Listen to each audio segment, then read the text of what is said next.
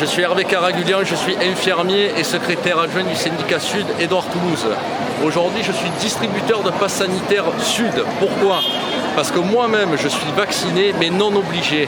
Et ce qui me révolte aujourd'hui, c'est c'est l'obligation.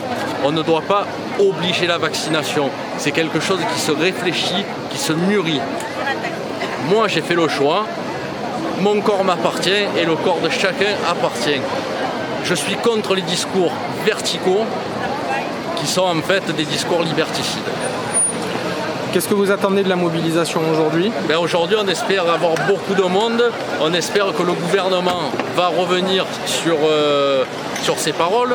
Il ne faut pas oublier aussi qu'aujourd'hui, la mesure passe en Conseil constitutionnel. Donc on espère que les choses vont changer. Emmanuel Macron, je vais lui poser 3 questions. Pourquoi pas les policiers? L'obligation vaccinale pour les policiers. Pourquoi pas l'obligation pour les élus de la République? Un parlementaire qui fait l'aller-retour entre sa circonscription et la capitale, il véhicule beaucoup plus le virus qu'un personnel soignant qui, lui, par définition, il pratique ce qu'on appelle les précautions standards. Il lutte au quotidien contre les infections nosocomiales dans les hôpitaux. Donc on n'a pas attendu la crise sanitaire pour effectuer ce qu'on appelle les gestes barrières. Voilà. Donc du coup, aujourd'hui, on est mobilisé et on est parti en grève illimitée. On ne s'arrêtera pas. Il a cru bien faire en faisant ça sur des périodes de congé et en activant le plan blanc, une arme anti-mobilisation, mais regardez, il y a du monde, les personnels sont revenus sur les congés et restent mobilisés.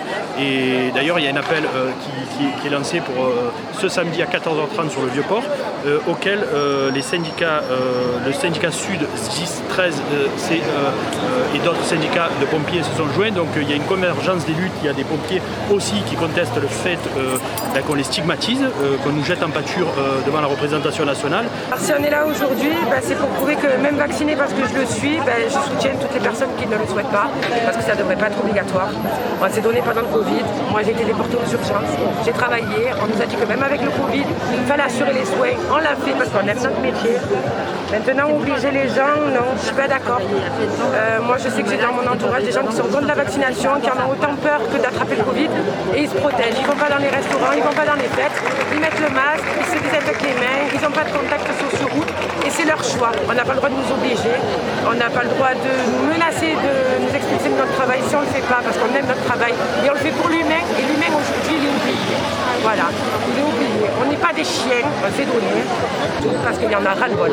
Ça fait plus d'1 an qu'on le subit, et on en a marre. Voilà, on en a marre. Notre entourage, on s'est privé, on a fait beaucoup de sacrifices pour ce métier, et aujourd'hui, on a 0 en retour. Et vis-à-vis du fait que certains patients pourraient être empêchés à l'accès aux soins réguliers du fait qu'il n'ait pas le pass sanitaire, est-ce que vous trouvez ça normal? Je trouve ça honteux. Je veux dire, tout patient a le droit d'avoir des soins. Tout soignant a le droit de venir travailler. Et le fait que là aujourd'hui, on entend dire que les patients non vaccinés risquent de ne pas être pris en charge, franchement, en tant qu'infirmier, ça me révolte. Voilà. Scandaleux, scandaleux. L'hôpital est ouvert à tous. Comme l'a dit Marc Léon, l'hôpital est ouvert pour tous. Voilà, surtout un hôpital public.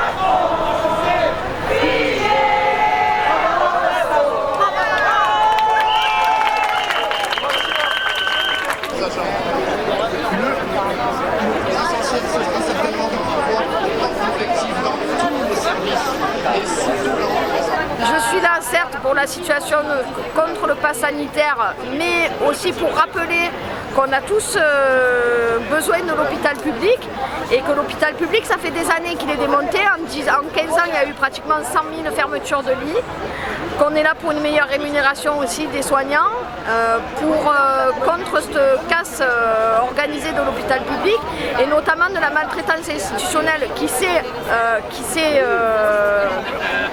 instillée au fil des ans en fait, et les soignants en ont ras-le-bol, n'ont pas ras-le-bol au niveau du vaccin, en ont ras-le-bol en fait qu'on leur casse leur outil de travail, c'est-à-dire qu'il n'y a plus de matériel, il n'y a plus de lits, les postes ne sont plus remplacés et c'est surtout ça qui crée le climat délétère créé par le gouvernement qui fait qu'on en est là aujourd'hui. Moi je ne travaille pas ici mais je suis fils d'infirmier et donc j'ai connu le service hospitalier depuis que je suis tout petit et donc je connais un petit peu déjà bien avant le Covid les problèmes qu'il y avait dans les hôpitaux en termes de sous-effectifs, de moyens. Là avec ce qui se passe on va avoir encore moins de soignants puisque moi j'en connais beaucoup et qui ont une épée de Damoclès sur la tête.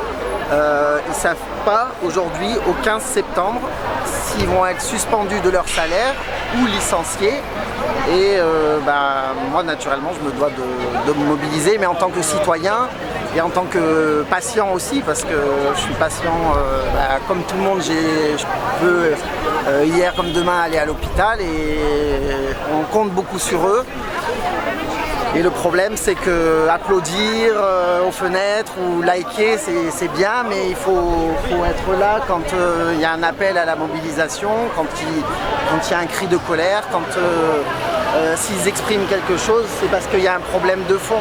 Au-delà de cette obligation, c'est tout ce qui se cache derrière, c'est tout ce qu'on va faire passer derrière, qui est en train de passer, la réforme chômage, la réforme des retraites, qu'on va sous le drapeau de la crise sanitaire faire passer et les gens seront occupés sur cette obligation vaccinale et ne verront pas toutes les réformes. Et ça on en a l'habitude, c'est chaque fois comme ça, ils créent un événement, ils font un événement et ils passent à mousser tout ce contre quoi on se bat depuis des années. Alors quand tu entends Macron hier qui te dit on est en démocratie, il n'y a que dans sa tête qu'il est en démocratie.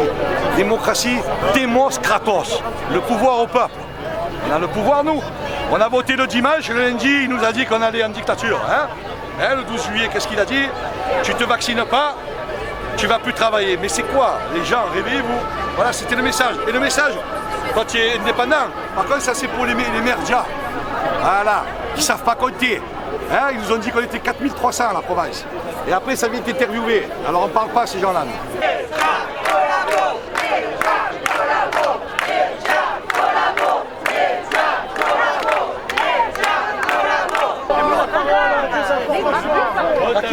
Un an et 3 mois qu'on nous prend littéralement pour des cons. Mais clairement, on nous balargue des fake news, on nous fait croire que soi-disant la vaccination nous protège. La vaccination ne protège pas contre les contaminations du Covid-19. Pourquoi on veut nous forcer à nous faire injecter une thérapie chimique parce que ce n'est pas un vaccin, il faut appeler un chat un chat.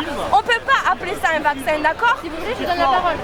Mais ils ne vont pas me passer, ça sert à quoi? Vous allez me filmer, vous le savez très bien qu'une fois que vous allez monter des trucs, et bien malheureusement ça passera pas. Ça passera pas. Vous le savez très bien que...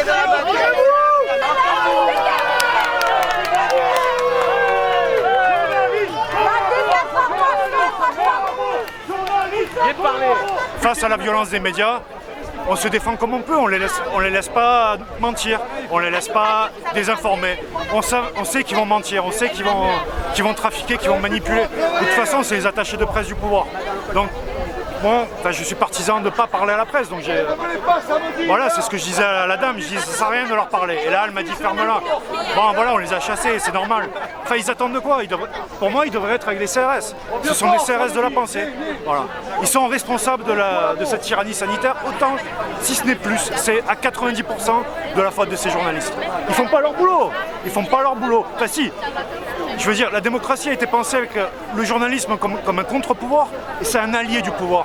Comment on fait? C'est le premier pouvoir. Comment on fait?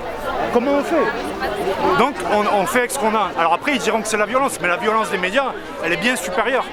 Elle est bien supérieure à quelques petites insultes, à quelques petits BFM collabos. Je veux dire, c'est la moindre des choses pour moi, c'est la moindre des choses. Et j'encourage tout le monde dans les manifs à chasser les journalistes, à leur dire qu'ils ne sont pas les bienvenus. Tranquillement, sans violence, bien sûr, j'appelle pas à la violence, mais leur dire qu'ils ne sont pas les bienvenus. Un peu de cohérence, s'il vous plaît. Vous êtes contre nous, votre place c'est avec les CRS. Votre place c'est pas avec nous. Voilà, c'est comme ça.